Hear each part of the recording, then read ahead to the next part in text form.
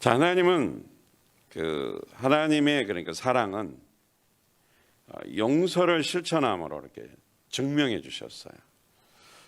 그러니까 많은 사람들은 신앙생활을 그냥 감정의 어떤 기복으로만 이렇게 느끼는 것 같습니다. 기분 좋았다, 나빴다, 그냥 뭔가 이렇게 좀 해야 된다, 이런 정도. 그러나 하나님 말씀을 보면 하나님의 사랑은 늘 실제적으로 손에 쥐어줬어요. 하나님의 사랑, 특별히 예수님께서 십자가에서 실제로 보여주셨고, 예수님은 십자가에서 용서하는 기도를 하셨습니다. 누가복음 23장 34절에 보니까 그때 예수께서 말씀하셨다. 아버지, 저 사람들을 용서하여 주십시오. 저 사람들은 자기네가 무슨 일을 하는지 알지 못합니다. 지금 여기서 예수님이 용서하라는 기도가 나올 수 있는 상황이 아닙니다. 예수님을 채찍으로 때려서 몸을 갈기갈기 찢어놓고 또 가시멸관 써서 완전히 찔려서 피 흘리고 또 십자가에 매달아서 짐승처럼 찢어서 죽인 거잖아요. 못 박아서. 이런 상황인데 자기를 죽이는 그 사람들 향해서 뭐라고 말합니까? 용서해 달라고, 용서해 주십시오. 이것이 예수님의 사랑의 증거예요. 여러분의 용서의 증거가 있나요? 용서의 복음을 전했죠. 이 용서는 계속해서 어떻게 세상으로 증거되었습니다. 거기에는 이제 많은 사람들이 있었죠. 강도도 있었고, 백부장, 사도 요한. 그리고 우리 세상 속에서 보면 배너라는 영화에 보면 그 주인공도 어떻게 결국 주님의 용서를 받은 자입니다. 그래서 이 교회라는 것은 용서받은 사람이 흩어져서 용서를 베풀 때에 거기서 교회가 세워진 겁니다. 따라서 그리스도교는 용서의 종교입니다. 그러면 예수 그리스도를 믿는 하나님의 자녀들은 어떻게 살아야 되겠습니까? 첫째는 용서를 받아야 됩니다. 둘째는 용서를 해야 됩니다. 용서를 받아야 되고 용서를 해야 된다는 거죠. 에베소서 4장 32절 현대어 성경으로 읽어드리겠습니다.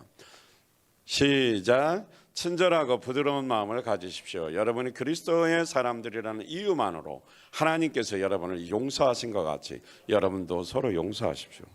주님이 우리를 용서한 것은 다른 게 없어요. 그리스도인이라는 그 이유, 내가 예수 믿는 구원받은 그리스도의 사람이라는 이유, 다른 조건이 없어요. 그냥 내가 예수 믿는 그 주님의 자녀라는 그 이유 하나로 용서해 주셨다는 거죠. 근데 뭐 그렇게 불만이 많고 이유가 많은지 우리 인생에도 그런 것 같아요.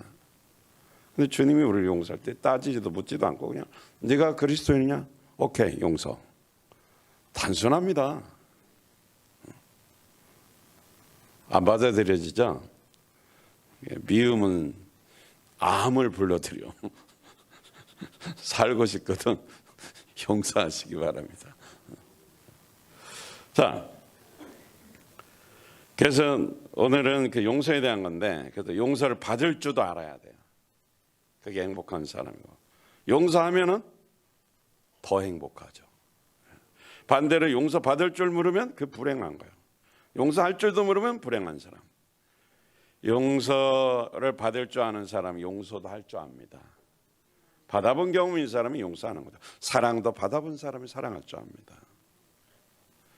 용서를 받고 용서하면서 사는 사람은 좋은 사람으로 관계 맺기, 대인관계에 성공하고 존경받는 사람이 됩니다. 따라서 오늘 용서가 없는 삶, 그 모습의 상황과 용서하는 삶의 축복, 유익에 대해서 좀 배우고 매일매일 용서를 연습하시길 바랍니다. 용서 매일 연습해야 돼요. 하루아침에 되는 게 아닙니다. 첫째, 용서하지 못하면 마음에 원한이 맺힌다. 우리가 감사 나눔에서도 봤지만 내 마음에 감사가 없고 용서가 없고 불평이 많으면 쓰레기가 쌓인다고 그랬죠. 그게 바로 원한인 것 같습니다. 인생의 응어리를 풀어라라는 책이 있습니다. 거기에 보면 용서하지 못하는 사람 불행 12가지가 있어요. 첫째는 마음이 더러워집니다. 용서 못하면. 둘째는 사탄이 틈을 탑니다. 셋째는 미워하는 사람을 닮아갑니다. 넷째는 그런 이성과 결혼합니다. 그러니까 뭐예요? 용서 못하고 미움으로 가득 찬 사람은 그런 여자를 만나고 그런 남자를 만난다는 거죠. 그냥 가정이 시작부터 불행한 거죠. 다섯째, 주님과 멀어집니다. 용서 못하면. 여섯째, 용서를 받지도 못하고 용서를 하지도 못하는 두 경우를 다 동시에 보는 겁니다. 일곱째, 관계를 회복하지 않습니다. 여덟째, 몸이 쇠약해집니다. 아홉째, 외롭게 삽니다. 열째, 과거에 묶입니다. 11번째, 상처가 치유되지 않습니다. 12번째, 용서받을 수 없습니다. 한마디로 말하면 용서 안 하면 엄청 자기 자신만 손해보는 거죠. 나만 손해보는 거예요. 마치 용서 못하는 것은 금속에 녹 쓰는 것과 같습니다. 처음에는 이렇게 어떻게 그 금속에 철 같은 데 녹이 슬면 별로 표시가 안 나지만 나중에 방치되면 어떻게 녹슬어 버리면 부식돼 가지고 어떻게 해요? 큰 다리 같은 경우는 쇠가 부러지면 무너져 버립니다. 그래서 어떻게 용서 못하니까 마음속에 원한 맺힌 원한을 품고 살면서 인생이 망가져 버립니다. 성경에 이런 삶에 부정적인 영향을 주는 한 예화가 나오고 있는데 요셉의 이야기, 요셉과 그 형들의 이야기죠. 요셉의 형들은 아버지 야곱과 관계가 별로 좋지 않았어요. 아버지하고 관계가 안 좋았어요. 아버지는 늘 한결같은 마음으로 자녀를 사랑하고 돌봤지만 아들의 입장에서는 아버지의 모습을 도저히 이해할 수가 없었죠. 왜냐하면 요셉만을 특별히 사랑하는 것처럼 눈에 보였거든요. 또 아버지가 실제로 또 그렇게 보이도록 행동도 하신 것 같아요.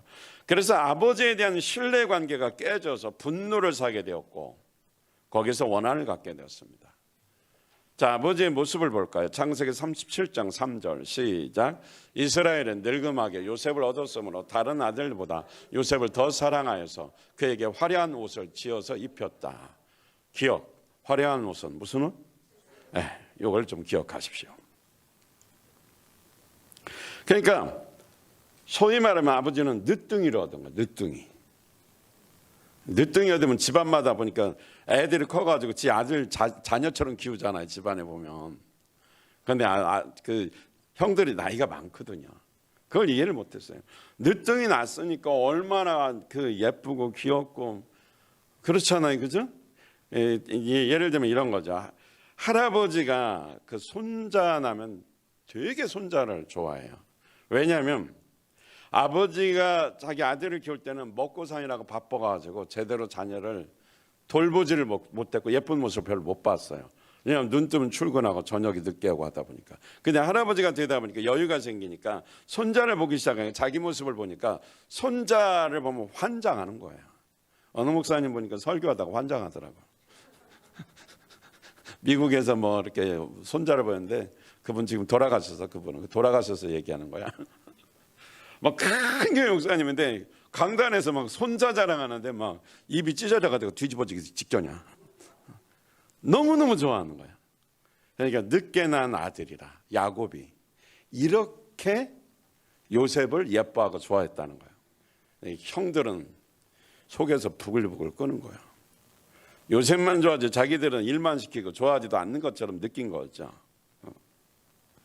사실 이해할 수도 있는 윗장이거든요.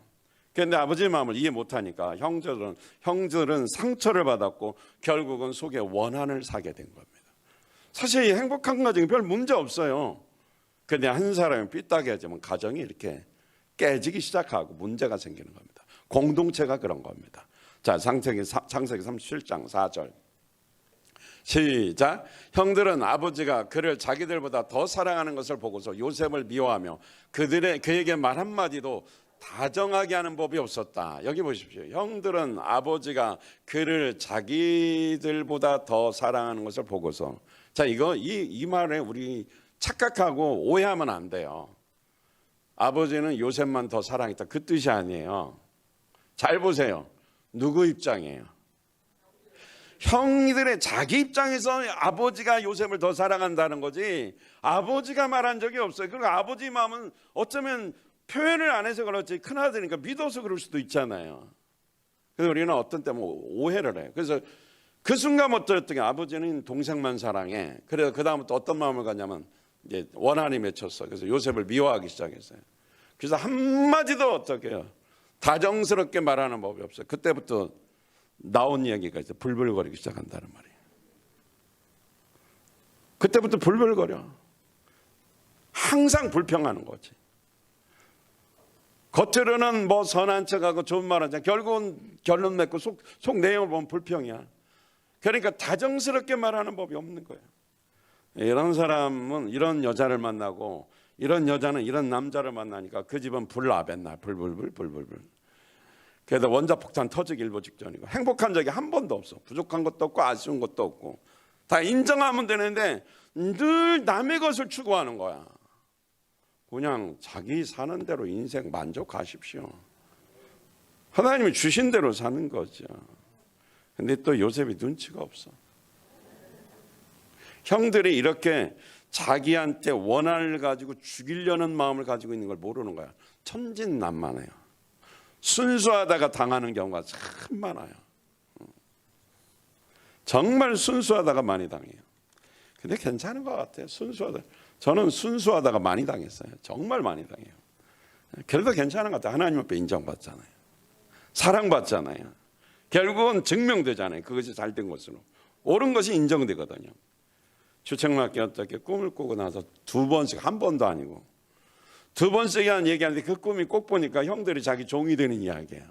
안 그래도 얄미워서 지금 쳐 죽이고 싶은데 속에 원한이 맺혀 있는데 거기서 또 자기 형님들, 근데 요셉은 또 형들에게 무슨 그 나쁜 마음을 한 게 아니고 형님들 내가 이렇게 이런 꿈을 꿨는데 너무 좋은 것 같아요. 그래서 비전을 나눴고 행복을 나눈 건데 이게 마음이 꼬인 사람들은 그래 너 잘났어 이 새끼야. 너 이제 내가 죽일 거야. 이런 거예요. 야, 사람이 꼬이면 그렇게 되는 거야. 불평하기 시작하면 한도 끝도 없어요. 설교 들을 때도 은혜 받는 사람은 시간이 짧아. 못 받는 사람은 그냥 아이고 배고파 죽겠는데 왜 이렇게 안 끝나? 그 꼬인 인간이라 그래요. 불불거리다가 불나면은 아이고 큰일 나. 감사해야 돼요. 그래서 내가 영원히 배가 고프고 은혜를 받아야 돼. 그래서 그러니까 그냥 이 사실 채색 옷을 입고 예쁜 옷을 입혔지만 의미적으로는 왕권을 상징하지만 귀여워서 입힌 거죠. 뭐 나중에 보면 성경적 의미로 보면 요셉이 이제 그 대를 이어가니까 왕권을 상징하는 것이 되지만 그리고 자기 동생이 좀 잘 되면 좋잖아요. 실제로 그렇게 되었죠. 시기 질투가 사람 잡는 거예요. 남 잡는 그 사돈이 논 사면 배 아파가지고 떼굴떼굴 굴르는 인간은 죽었다 깨어나도 논을 못 사. 남을 저주하고 시기하고 질투하니까 남이 잘 되는 거 축복해야 돼요. 그래도 형제가 잘 됐는데 우리의 형제는 누군 줄 알아요? 그래요. 그 옆에 사람이면 앞뒤 사람이 다 형제요. 그냥 꼴을 못 봐. 목사님이 누구 조금만 예뻐지면 그냥 꼴을 못 봐. 그동안 사랑 많이 줬잖아. 사랑을 안 하는 게 아니에요. 이제 새로운 사람을 어떻게 해요? 사랑해줘야 그도 적응할 거 아니에요. 언제까지 애기처럼 나만 보고 있어. 그래서 어떤 분들은 목장이 부흥되기를 원하지 않아. 목자가 자기한테 이제 관심이 없어진다고 사가족들은 게 싫다. 그러면 그 목장이 요셉 가정처럼 불행해지는 거야. 새로운 사람은 기뻐하고 거기에 관심 갖고 예뻐해 줘야 돼요.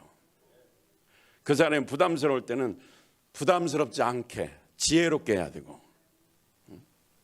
왜 이렇게 귀찮게 하는지 몰라. 막 본인이 사랑받는 걸 모르는 사람도 그렇게 생각하는데 그게 아니잖아요. 천국 가라고. 그리고 천국에서 상급사라고. 신앙생활이 행복하다는 걸 보여주려고. 아니 비싼 밥 먹고 할 일 없어 그렇게 귀찮게 하겠어? 나도 할 일이 많은데. 우리 다 바빠요. 그죠? 얼마나 할 일이 많은데 내가 시간 내서 그렇게 하는데 할 일 없어서 하겠냐고. 그 사람도 착각이요. 근데 그게 저 주님의 사랑이잖아요. 근데 어쨌든 간에 아버지의 특별한 사랑을 가지고 받아서 사는데 형들은 오해를 했고 또 그렇게 눈에 보여서 보였기도 했죠. 그래서 원한이 맺혔는데 그 상황에서 또 동생이 눈치 없이 꿈자랑했다가 완전히 어떻게 불평을 키웠고 결국은 시기 질투의 대상이 돼서 원한을 가지게 되었습니다. 또 여기서 생각해 볼 것은 아버지의 태도입니다. 아버지는 형들이, 그러니까 자기 자녀들이 요셉 말고, 요셉이 그때는 막내였으니까 어떤 마음을 가지고 있는지 이해를 못했어요. 살피지를 못했어요. 아버지가 또 아들의 마음도 좀 알아야죠. 제가 어저께 사실 이 이야기는 안 하려고 그랬는데 갑자기 이렇게 계단 내려오는데 이걸 나눠야 갈 때는 좀 생각이 들었어요. 우리 아들 녀석이 그 송도에서 출장을 가는데 거기 내려오려면 차가 그렇게 만만치가 않아요. 한 3-4시간 걸려요. 그럼 오면 저녁 늦게 도착했다가 주일날 지나고 바로 올라가야 되니까 얘는 또 체력이 강철 체력이 아니잖아요. 근데 걔가 망설이는 것 같아요. 근데 제 마음은 딱 한 가지. 일단 아들에 대한 배려가 하나 있었고, 그래서 가장 중요한 것은 성탄절도 사역의 책임을 맡았잖아요. 근데 내가 바쁘고 힘들고 막 차 막히고 힘들어도 그 사역에 어떻게 도움을 주기 위해서 전 토요일 날은 못 움직여요. 근데 뭐 피치 못할 사정이 있을 때는 어쩔 수 없는데 이 아픈 허리를 끌고 4-5시간 운전해서 갔다가 이렇게 왔습니다. 그 이유가 바로 뭐예요? 아들에 대한 뭐예요? 배려와 관심과, 그리고 그 아들이 주님의 일을 하겠다면 아버지는 뭐예요? 십자가에 죽지는 못하지만 다 배려하고 베풀어야 돼요. 난 이것도 섬김이라고 생각해요. 섬김이라고 생각해요. 그래서 내가 한 가지 제안했죠. 휴게소 가서 제일 맛있는 거 사달라고. 근데 막상 들어갔더니 먹을 게 없고 먹고 싶은 게 없어요. 호떡이 먹고 싶었는데 세상에 호떡만 없어. 가정이, 공동체가 행복을 줄 수 있어요. 사건과 상황이 행복한 것이 아닙니다. 마음인 거죠. 네, 아버지는 아들들의 마음을 몰랐어요. 아들들의 마음이 요셉을 사랑하는 자기 마음 같은 줄 아는 거예요. 그래서 요셉에게 심부름을 보냅니다. 요셉은 또 형들을 또 그런 악한 마음 품고 있는지를 모르고 아버지가 형들이 잘 있는가 보고 와라. 그래서 어떻게 해요? 어디 있는지도 모르는데 길을 물어 형님들이 계신 곳에 어떻게 해요? 바리바리 싸가지고 아버지 안부를 절하러 갔죠. 근데 형들은 그렇게 사랑으로 섬기러 온 동생을 보는 순간 저 꼼장이가 온다. 오늘 죽여버리자. 실제로 그랬어요. 오늘 죽여버리자. 이 악한 계획을 가지고 아주 그냥 기회다라고 생각을 한 거죠. 이게 분노가 어떻게 해요? 막 치솟아서 그게 쌓여서 그렇게 된 거죠.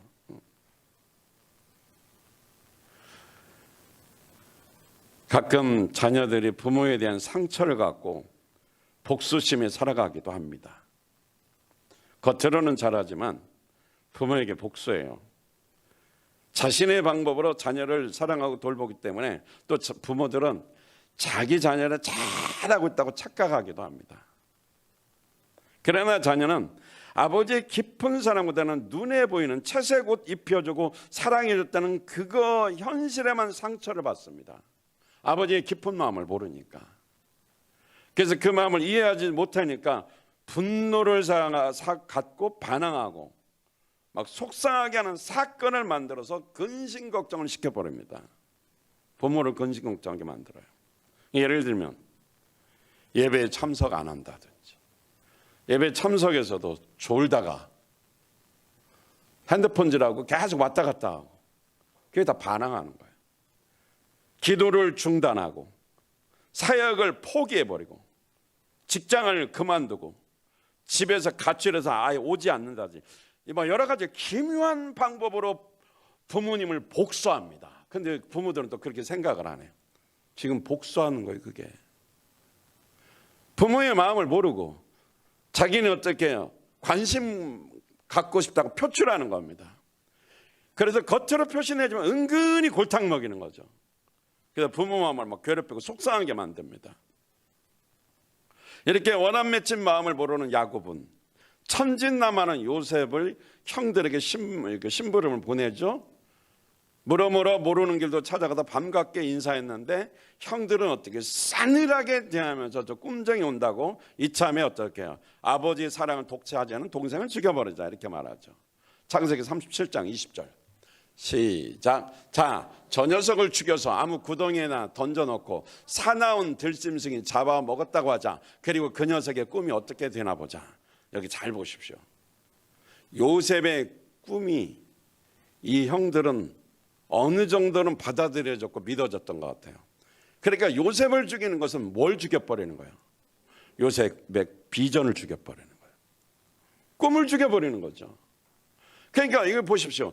제 요셉이 죽여버리자 그러잖아요. 죽여서 구덩이에 던져버리고 짐승에게 잡아먹겠다고 거짓말하자고 하는데 그리고 나서도 그 꿈이 이루어지나 보자라는 거죠. 꿈을 죽여버리는 거죠. 야, 용서하지 못하니까 미워하고 시기하고 질투하고 불평하고 용서하는 마음이 없으니까 어떻게 남의 꿈을 죽여. 남의 꿈도 죽여. 남의 꿈. 공동체의 꿈을 죽이는 거죠. 사실은 남의 꿈이 아니에요. 요셉의 꿈은 가족의 비전이고 하나님 나라 비전이죠. 결과적으로는 예수님이 탄생했고 그 요셉의 족보를 계속 이어가다 보면 하나님 나라가 임했는데 이미 사단의 역사죠. 어떻게 해요? 비전을 죽인다는 건 예수님을 죽이는 거하고 똑같습니다. 구속사적으로 보면 이렇게 되는 것입니다. 어마어마한 범죄를 저지르는데 이 사람들은 모르는 거죠. 그리고 이분들이란다. 참 사랑이 넘쳐서 이 원수들을 이분들이라고 그래. 이 형님분들을 보십시오. 제일 첫 번째 요셉을 죽이기 전에 한 일이 뭔지 알아요? 채색 옷을 벗겨버렸어요. 채색 옷을 입혀서 화려한 옷을 입혀서 예쁘게 키우니까 그게 꼴보기 싫었던 거야. 만나자마자 그냥 죽이기 전에 그 옷부터 그 채색 옷부터 벗겨버렸어요. 사람이 원한지면 이렇게 복수하는 거예요. 여러분 은근히 복수하는 사람들이 있죠. 저한테도 은근히 복수하는 사람들이 있어. 내가 알아. 회개하십시다. 혼자 하라는 것이 아니라 나도 하겠다 그 말이에요. 하는 짓을 보세요. 채색 옷부터 벗겨버리잖아요. 그래도 구덩이에 던져버렸죠. 그러나 그 중에 보면 형님은 형님이에요. 르우벤이 장자잖아요. 장자가 어떻게 죽이면 안 되니까 그래도 살려서 데려갈 생각으로 구덩이에 넣고 지켜보라고 어디 갔다 온 사이 세상에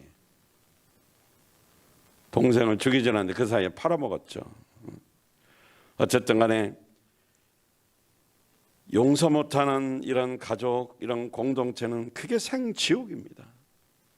동생을 만나는 순간에 예쁘고 사랑스러운 것이 아니라 헐뜯어서 죽이려고 하니 자기 혈류가 아니에요. 혈류. 어떻게 죽이냐 말이에요. 어떻게 그런 악한 계획을 하냐고요. 비전까지 죽여가면서 불행의 씨앗이죠. 이게 생지옥이죠. 생지옥. 이렇게 용서 못하면 원한이 맺히고 마음에 쓰레기가 쌓여서 상처를 더 씌워서 스트레스를 받게 되면 극단적인 선택과 행동으로 불행을 자초하게 만드는 것입니다. 용서하지 못하는 인생은 원한 맺힌 인생으로 가족과 공동체의 비극을 초래할 위험성을 도사리고 있습니다. 혹시 여러분 공동체 안에서 상처가 쌓여서 분노가 있고 사람들에 대한 대인관계가 서먹서먹하고 멀어지고 어떤 일만 있으면 이게 막 알레르기처럼 튀어나오는 이런 것들이 있습니까? 그러려니 하고 용서하고 불쌍히 여기시기 바랍니다. 억울한 일을 당할 때 굉장히 힘듭니다. 열심히 섬기는데 누군가가 우리 아버지를 욕하고 우리 어머니를 욕하고 우리 자녀들을 욕하고 비난할 때 주님의 일을 훌륭하게 해내는데 뒤에서 하기 싫어서 불평하면서 모든 것을 다 뒤집어 씌울 때 그것을 알게 되는 자녀들은 엄청난 상처와 스트레스입니다. 그러다 보니까 어떻게 해요? 여러 가지 상황이 있겠죠. 마음으로 용서하십시오. 불쌍히 여기시기 바랍니다. 혈육간에 용서하지 못하고 그리스도인의 공동체 교회 안에서 용서하지 못하고 원한과 미움과 분노의 인생이 얼마나 피곤하고 지치게 하는지 우리는 알 수 있을 것입니다. 요셉의 생애를 통해서 알 수 있습니다. 용서하는 삶이 얼마나 중요한지 충분히 여러분 이해할 수 있겠죠. 두 번째, 용서는 마음의 상처를 회복하는 특효약입니다. 형들의 미움을 받았고 심지어 죽음의 고비를 넘겨서 애굽의 노예로 팔리는 과정에서 엄청난 상처를 요셉은 받았죠. 사랑하는 가족과 완전히 이별했고 특심으로 사랑해 주셨던 아버지와 생이별했고 전혀 생소한 낯선 땅에서 보디발의 집에서 종살이 노예가 되었습니다. 잘 나갔던 부잣집 귀한 아들이 하루아침에 노예가 되어 이제는 수종드는 종이 되었어요. 얼마나 어렵습니까? 반면에 동생을 죽이려다가 팔아먹은 형들에게는 상처가 없었을까요? 원한 맺혀서 동생을 비록 팔아먹었지만 아버지를 속인 것에 대한 양심이 있었을 것입니다. 짐승에 피를 묻혀서 동생이 죽었다고 거짓말했죠. 아버지는 평생을 요셉을 찾아서 만나기까지 고통의 세월을 보냈습니다. 내가 심부름만 안 보냈다면 내 아들은 죽지 않았을 거야. 형들의 안부를 물으러 보냈는데 가다가 죽었다고 생각하는 이 아버지는 얼마나 고통스러웠겠습니까? 밥이 넘어갔겠습니까? 그러니까 요셉은 자기는 이 한평생의 이 고난, 고통의 세월이라 그랬죠. 아버지의 관계에서 상처를 입은 형제들도 그렇게 마음이 편치 않았을 것입니다. 세월이 흘려서 나이가 먹고 철이 들어갈수록 자기들이 한 짓거리가 얼마나 양심에 갇히게 되고 힘들었을까요? 그러나 세월은 흘러서 하나님의 은혜로 요셉은 여러 가지 고난과 고비를 지나면서 또 애굽의 총리가 되었습니다. 가장 어려운 때, 흉년 때 가족을 구원하는 구원자로 쓰임받게 되었습니다. 자신을 죽이고 꿈을 짓밟으려 했던 형들도 다 용서했습니다. 창세기 50장 17절 시작. 아버님에게 전하라고 하시면서 너희 형들이 너에게 몹쓸 일을 저질렀지만 이제 이 아버지는 내가 형들의 허물과 죄를 용서해 주기를 바란다고 하셨습니다. 그러니 아버님은 우리 아버지께서 심기신 그 하나님의 종들인 우리가 지은 죄를 용서해 주시기를 바랍니다. 요셉은 이 말을 전해 듣고서 울었다. 이미 이 요셉은 아버지의 유언을 따라 용서해달라는 요청을 받아들이고 그 형들을 용서했는데 이 형들은 그 용서를 받아들이지 못하고 아버지가 돌아가신 후에 두렵고 떨림과 불안 속에서 살고 있었습니다. 심지어 아버지가 이미 돌아가신 지 13년의 세월이 흘렀어요. 13년 동안 노심초사 동생이 자기들에게 복수해서 자기들 죽일까 봐 불안에 벌벌 떨고 있다가 어느 날 용기를 내서 그 동생에게 아버지의 유언을 좀 기억해달라고. 이미 자기 꿈을 짓밟고 죽이려 했던 그 형들을 요셉은 어떻게 해? 이미 용서한 지가 13년이 지났어요. 용서했는데 용서를 받아들이지 못하니까 그게 너무 슬퍼서 너무 아파서 이렇게 펑펑 울었던 것입니다. 용서를 해줬는데도 용서를 받지 못하고 용서에 대한 확신을 얻지 못하면 이렇게 평생을 상처난 찢겨진 마음으로 고통 속에서 신음하며 살게 되어 있습니다. 용서했는데도 용서를 받아들이지 못하는 거죠.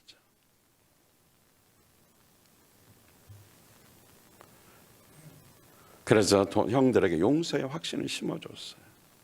창세기 50장 19절로 20절 보겠습니다. 시작. 요셉이 그들에게 말하였다. 두려워하지 마십시오. 내가 하나님을 대신하기라도 하겠습니까? 형님들은 나를 해치려고 하였지만 하나님은 오히려 그것을 선하게 바꾸셔서 오늘과 같이 수많은 사람의 생명을 구원하셨습니다. 할렐루야. 요셉은 형들을 20년 만에 만났어요. 그렇지만 복수하지 않았어요. 어린 시절에 자기를 죽이려고 했고 노예상인한테 인신매매해 버렸어요.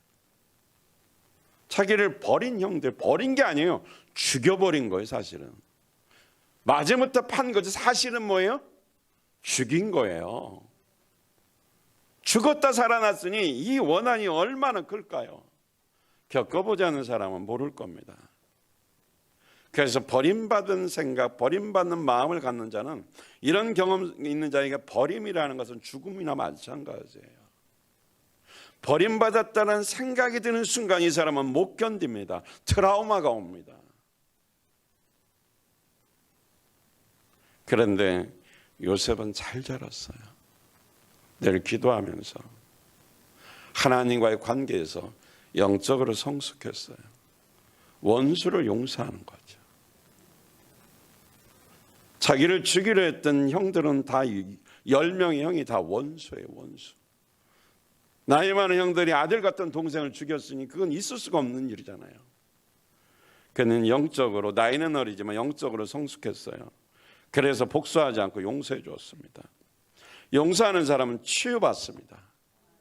용서하는 사람은 행복하게 살 수 있습니다. 용서는 그 원한을 지면 서로를 묶고 있습니다. 부정적인 묶음으로 뭔가 묶여 있어요. 그러니까 거기다 미워하거나 서운한 감정이 있으면 그 마음이 묶여 있기 때문에 거기서 분노가 일어나고 원한을 맺게 됩니다. 형들의 분노, 동생을 향한 분노는 어떻게 그 부정적으로 묶여 있으니까 틈만 나면 계획이 뭡니까? 동생 죽이는 겁니다. 용서는 이 원한 맺힌 걸 풀게 만들어 주는데, 용서 안 하면 뭐예요? 묶여 있어서 평상시에 괜찮다가 순간적인 틈만 보이면 어떡해요? 그 묶여진 것이 부정적인 것이 드러나서 미워하게 되고 화내게 되고 복수하려는 계획을 하게 된다는 거죠. 그리고 어떻게요?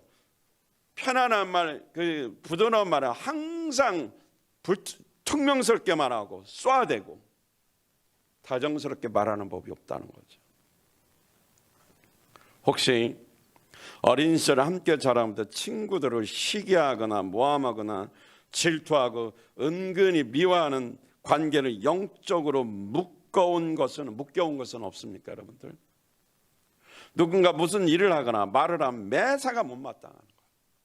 잘하면 시샘하고 흠이 보이면 참지 못하고 틈을 타고 잘못을 정죄해서 타인에게 그 약점을 들춰내야 속이 시원하고, 이런 사람은 용서하지 않거나 용서를 받아들이지 못해서 스스로 부정적인 올무에 묶이게 되는 것입니다. 용서하고 용서받는 삶을 살아야 그 묶임에 풀려서 자유롭게 기쁨으로 살아갈 수가 있어요. 그래서 가족이 만약에 불평하는 가족이면 그 가족은 다 부정적인 걸로 묶여 있어요. 그럼 나중에 이게 은혜 받고 감사로 바꾸려고 할 때 이게 쉽지가 않아요. 왜냐하면 수십 년의 부정적인 불평과 이런 걸로 다 심어놨기 때문에 거기서 어느 날 바꿔서 나는 좀 행복하게 긍정적으로 가려고 하는데 따라오지를 않아요. 그 고난도 감수해야 돼요. 참아야죠. 그죠? 용서하면 그 사람의 모습이 내 마음에 매임에서 떠나고 나를 자유하게 만듭니다. 그래서 용서한다 소리를 자주 하십시오. 그 사람하고 나하고 무슨 대화를 하지 않았어요. 근데 뭔가 묶였으면 뭔가 꼬여 있는 거예요. 그때마다 내가 너를 용서하노라. 내가 당신을 용서합니다. 용서를 뛰어넘어 사랑으로 섬깁니다. 이렇게 선포하시면 묶였던 분노와 미움과 어떤 서운함과 이게 다 사라져 버립니다. 아직도 누군가에게 마음으로 용서의 문제를 해결하지 못하여 매여 있지 않습니까? 용서의 방편은 내 생각과 관점으로는 쉽지 않습니다. 하나님의 관점에서 해석해야 됩니다. 인간관계도 그 사람의 마음을 갖고 풀어야 됩니다. 하나님의 큰 뜻과 섭리를 볼 때에 문제 해결의 키를 발견할 수 있습니다. 요셉은 형들이 용서해달라고 그랬어요. 아버지의 유언을 생각해서 용서해달라고. 그때 요셉은 자기의 감정과 원한이 있을 수 있는데 그것으로 이 문제를 풀지 않았어요. 내가 하나님을 대신할 수 있겠습니까? 두려워하십시오. 내가 하나님을 대신하기라도 하겠습니까? 그러니까 요셉의 관점은 뭐였어요? 하나님의 관점으로 형들과 원한 관계를 풀어낸 겁니다.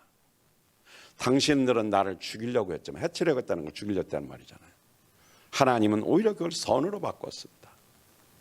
그래서 이 흉년 때 우리 가족이 다 굶어서 몰살당할 위기 가운데 하나님이 이런 당신들이 나를 죽이려고 했고 여러 가지 원한진 계획을 통해서 나를 이렇게 몰아붙여서 인신매매시켜서 어려움을 줬지만 하나님은 이 악을 선으로 바꿔서 오늘 당신들을 구원하는 구원자로 나를 이곳에 보낸 것입니다. 이것은 하나님의 선한 사랑이었고 계획이었습니다. 나는 당신에게 하나님을 대신할 수 없습니다. 여러분, 내가 이래서 변명하지 마세요. 내가 이렇고 보면 내가 그런데 참 부끄러운 겁니다. 하나님의 관점으로 생각해 보세요. 해결책이 나와요. 인간관계에서 내가 우선이고 내가 중심이 되면 아무 해결책이 안 나와요. 요셉 멋있지 않습니까? 하나님의 관점으로 봐요. 하나님이 나를 크게 보니까 이게 별거 아닌 거예요. 해결할 수 있었던 거예요. 여러분, 이 요셉이라면 또 형들 용서할 수 있겠어요? 날 죽이려고 그랬고 보자마자 옷부터 뺏겼잖아. 옷을 뺏기는 건 수치 아니야, 수치? 멋있는 옷을 입고 그거부터 뺏겨, 옷부터 뺏겨. 기분 나쁘잖아. 옷 입고 있는 옷을 다 찢어서 벗겨버리고 다 찢어버리고 피 묻혀가지고 가지고 가는데 여러분 같으면 기분 안 나빠요? 여기 무슨 성인군자만 계시나 보네. 대답하기가 곤란하지. 그리고 죽이려고 그랬죠. 그러면 이 감정 속에서 이런 사람을 용서한다는 건 인간으로는 안 돼요. 여러분 속에서 나오는 불평, 왜 불평하는지 보십시오. 내가 내 논리가 맞는 것 같죠. 하나님의 관점으로 보십시오. 크게 보셔야 돼요. 어떤 사람이 하나님의 일을 다른 방법으로 하는 것 때문에 혹시 여러 가지 이렇게 일들이 함께 조율되지 못하는 경우도 있어요. 세상적이고 이기적이고 자기 일이라면 뭐 그럴 수 있겠지만 그러나 이게 더 큰 하나님의 일이 있을 때는 어떻게 해요? 조금 작은 일이 내가 보기에는 중요한 것 같으면 더 큰 하나님의 일이 있을 때는 그걸 먼저 해결해야 되잖아요. 하나님의 관점으로 보십시오. 요셉의 입장에서 보면 지금 날 죽이려고 그런 거예요. 너무 억울한 거예요. 옷을 벗기는 거 시작부터 한번 보십시오. 구덩이에 물도 내 던져버렸지. 죽이려다가 그것도 노예상이라다 돈 주고 팔아먹어 버렸죠. 어떻게 자기 친동생을 돈 주고 팔아먹어요? 건능이가 저기 영광이 돈 주고 팔아먹을래? 안 팔아먹어? 모르는 거야 그거는. 요새 영광이 왜 이렇게 멋있나 몰라. 그때 저 영광이 쳐다보네. 그러니까 쉬운 게 아니에요. 이게 정말 어려운 거예요. 주님 마음가짐이니까. 역사 속에 20년이 지났는데 요셉이 아니었으면 요셉 애굽의 총리가 되었으니까 온 가족을 다 이동시켜서 살 수 있도록 하나님 만드셨어요. 한 사람의 긍정적인 사고방식과 용서와 감사와 사랑이 그 뼈아픈 상처를 치유받고 회복되어서 베풀기 시작하니까 생명을 구원하는 겁니다. 저는 이 말씀을 준비하면서 계속 읽을 때면 눈물이 나왔어요. 그리고 누군가가 이 말씀을 꼭 와서 들었으면 좋겠다는 기가 막히게 오늘 빠지더라고. 너무 아쉬웠어요. 설교는 현장에서 들어야 돼요. 물론 나중에 유튜브 들어도 은혜 받을 수 있지만 현장에서 들어야 돼요. 그래 내 마음이 녹아내리는 겁니다. 하나님의 구원의 역사가 시작되는 과정은 여러 가지가 있어요. 여러분들 목장 안에서 가족관계 안에서 사회생활에서 주변 이웃과의 관계에서 수십 년 교회를 함께 다닌 이 관계 속에서 아직도 뭔가 속에 억하심정이 있는 분 안 계십니까? 만약에 자기 입장에서 잘못했다고 이렇게 생각해도 용서하십시오. 그런데 상대방은 전혀 용서할 일이 없다고 생각할 수도 있어요. 그러거나 말거나 내가 용서하십시오. 거기 가서 또 괜히 가서 용서했다고 말하지만 이 사람은 전혀 알지도 못했다고 괜히 억가심정을 도로사. 왜냐하면 자기는 그런 적이 없거든요. 저 그런 경우가 꽤 있었어요. 나는 아무렇지도 않고 정말 사랑으로 최선을 다했는데 아마 저의 말투가, 이 투박한 말투가 가끔 상처를 줬던 것 같아요. 그래서 오늘 새벽에 설교하는데 이런 생각이 들었어요. 말씀을 듣는데 듣는 사람이 혼나는 느낌으로 들을 수도 있잖아요. 내 마음은 전혀 그게 아닌데 하나님, 근데 내 마음속에 사랑이라는 단어가 떠올라요. 그래서 오늘은 이렇게 기도해요. 하나님, 우리 사랑하는 성도들이 저의 설교가 야단이 아니라 사랑의 호소력 있는 목소리로 들려지게 하옵소서 기도했어요. 이 소리가 하나님 사랑의 소리로 들려지게 해주세요. 사람의 마음이 좋으면 다 좋아요. 빗다가 하면 전부 다 안 좋게 들려요. 감정이 안 좋으니까. 그래서 주님이 이 마지막 기도 딱 마무리 지려고 하는데 한 15분 남았는데 그래도 시간은 채워야 되잖아요. 8시가 안 됐는데 오늘따라 왜 이렇게 길어? 기도하다 말고 소리도 안 내고 다 도망가서 그래. 그래서 불 켜놓고 이제 걸어다니면서 기도하는데 의자도 한 바퀴 돌면서 기도하는데 사랑이라는 생각이 났어요. 고민을 해봤어요. 정말 최선을 다해서 정말 말씀을 전했는데 가끔 가다 보면 이렇게 은혜를 못 받는 분들이 계시더라고요. 100% 받을 수는 없어요. 그러나 오해는 하면 안 되거든요. 그래서 그 순간에 사랑이라는 생각이 들었어요. 저는 오늘 말씀이 주님의 사랑의 소리로 들렸으면 좋겠어요.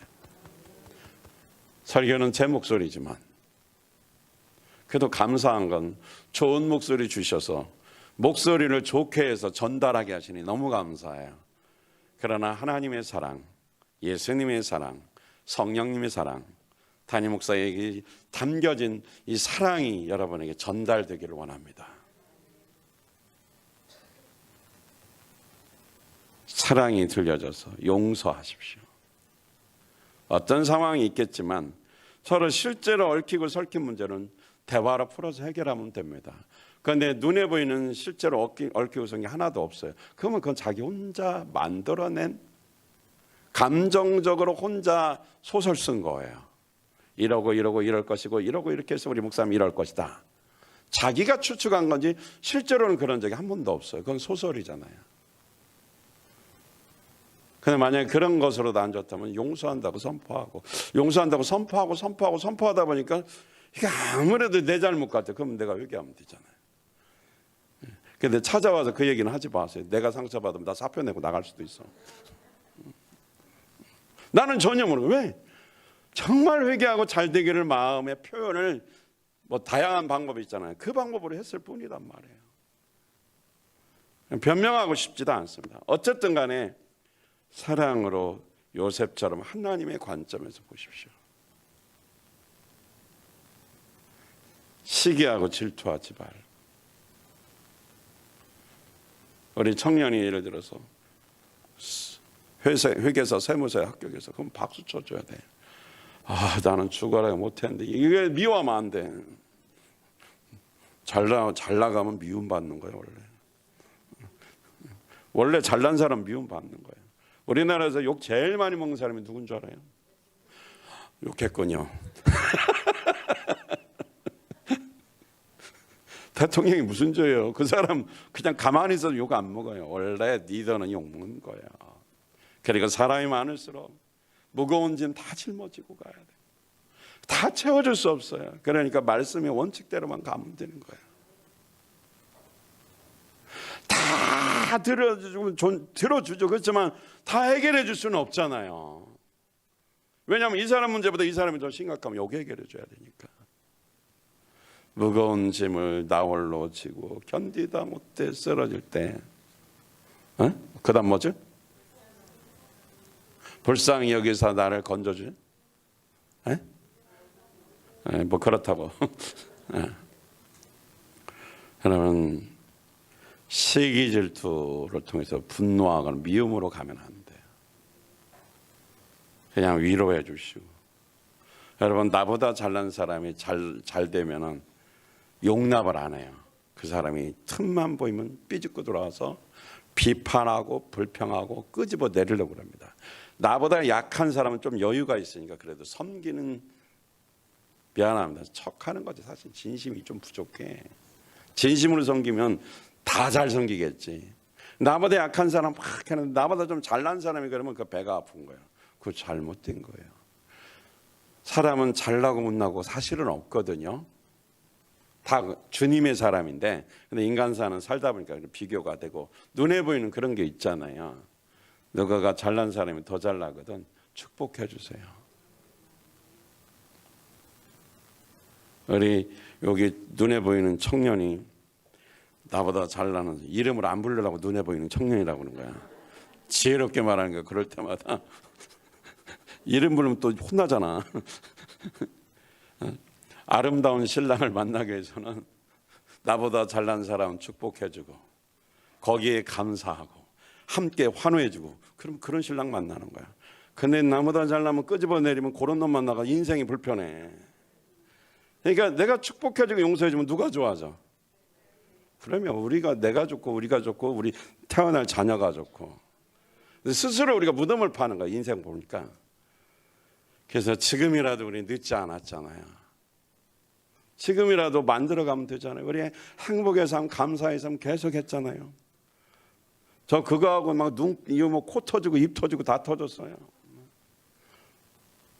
근데 여러분들이 보니까 많이 좋아졌는데 여기서 주춤하면 돼요. 기도하면서 이제는 어떻게 풀어나가야 돼요. 요셉처럼 그 깨어진 관계 속에서 용서하니까, 이 깨어진 관계는 회복이 안 되잖아요. 회복할 수 없는 관계인데 매듭이 풀어지면서 회복이 되었잖아요. 할렐루야. 어려서부터 아버지 사랑을 모르는 사람들이 있죠. 뭐 아버지가 일찍 돌아가셨거나 아버지가 날 버리고 어디를 가버렸다든지 뭐 버림당한 사람도 있죠. 그러면 그 사람들은 아버지 사랑이 이해가 안 돼요.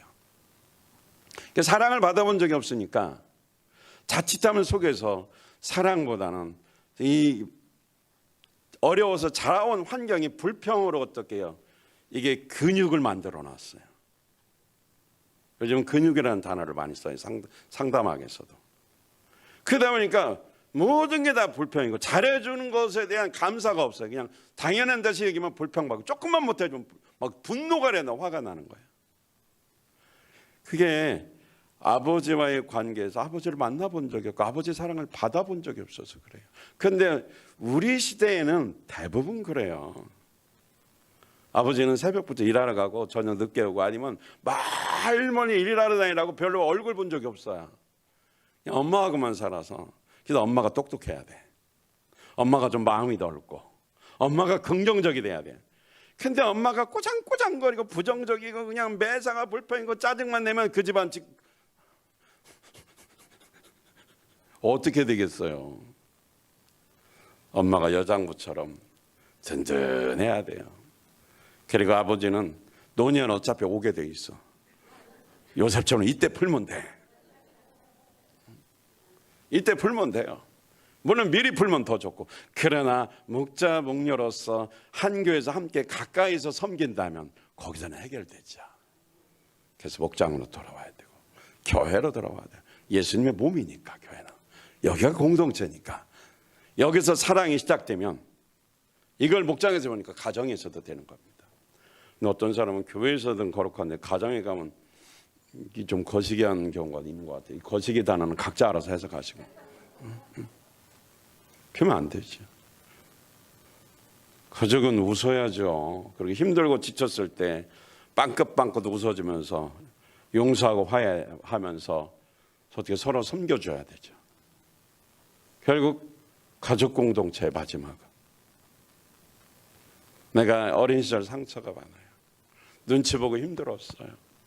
피곤한 인생이었고, 그러니까 돈 받으면서도 눈치 주면서 이렇게 받은 것이 오히려 감사가 아니라 원한이 질 수도 있어요. 근데 한번 생각해 보세요. 주는 사람 입장에서도 만만치가 않잖아요. 그러니까 걱정해서 표현이 그렇지 속마음은 사랑의 마음이 있었던 거죠, 사실은. 근데 표현을 투박하게 하는 그게 말 못하는 모조리라고 하면 안 되겠죠. 그게 참 다정하게 말하는 법이 없잖아요. 이것 때문에 이게 문제가 되는데, 여러분 제가 먼저 사과를 드리겠습니다. 내가 옛날에는 다정하게 말을 잘 못했던 거, 지금도 좀 투박해. 이 성격 탓인데 되게 노력은 많이 해요. 이게 글 쓸 때도 딱 단답이에요, 제가. 근데 요즘은 좀 시간을 가지면 좀 길게 쓰고, 바쁠 때는 네 알겠습니다, 감사합니다, 기도하겠습니다. 근데 지도자는 어쩔 수 없어요. 그렇게 할 수밖에 없어요. 한두 사람이 아니니까. 근데 좀 시간 되면 제가 일부러 이게 좀 오해하겠다 싶으면 또 다시 설명을 쓰기도 하는데, 주일 아침에 오는 문자는 내가 잘 못 보내. 그 별로 이게 기분이 좋은지 나쁜지 분간도 안 가고, 지금 막 오직 나는 11시 설교에서 사랑의 말씀을 전해야 되니까.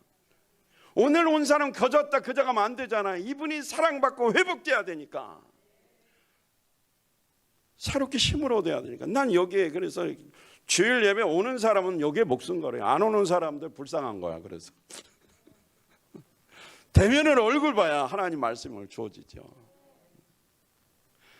그래서 내가 주님 앞에 용서하고 마음이 이렇게 묶여 있지 않으면 우리 목장도 행복하고 교회도 행복하고 나를 만나는 사람이 행복합니다. 얼굴을 보면 써 있잖아요. 돈이 있어서 행복한 게 아니잖아요. 그 마음속에 주님과 함께하는 이 요셉처럼 하나님의 관점으로 모든 것을 보기 시작하면 용서 못할 일이 없습니다. 혹시 가족관계에서 서로 용서를 해야 될 그런 혹시 묶여진 게 있거든, 자존심 내세우지 말고, 부모들은 자녀에게 미안하다 말하고 자녀들은 부모에게 용서해 주세요. 서로 용서를 하는 시간이 있었으면 좋겠어요. 형제들 간에도 깊은 상처가 아까 응어리가 될 수 있잖아요. 이제 나이들 이제 많이 먹었으니까 이제는 이해할 수 있잖아요. 어린 시절은 상처가 되고 여러 가지 힘든 상황이 벌어질 수 있지만, 먼저 어떻게 해요? 누구든지 먼저 마음이 열리는 사람이 내가 말 한마디라도 따뜻하게 못해줘서 미안하다, 이 투박한 성격 때문에 너에게 상처를 줬을 것 같은 생각이 드는데, 그래도 네가 살아있으니 고맙다, 좀 너무 심한가? 고마운 거예요. 이렇게 서로 목장계, 일단 가족관계에서 좀 용서를 풀고, 사랑 안에서, 이 목장 안에서도 좀 의무적으로 하지 말고, 의무로 시작했다가 순종하고, 순종으로 시작했다가 사랑으로 가는 겁니다. 처음부터 완벽하게 되는 사람이 세상에 어디 있어요? 오늘 명언이 나왔네. 의무적으로 시작했다가 뭐 했다? 순종을 했다가 뭐가 나온다? 맞는지 틀린지는 모르겠어요. 근데 그런 것 같아요. 여기서 주신 말씀 보니까 그런 것 같아요. 하다 보니까 사랑이 흘러나오는 거지. 할렐루야. 풀어야 돼요.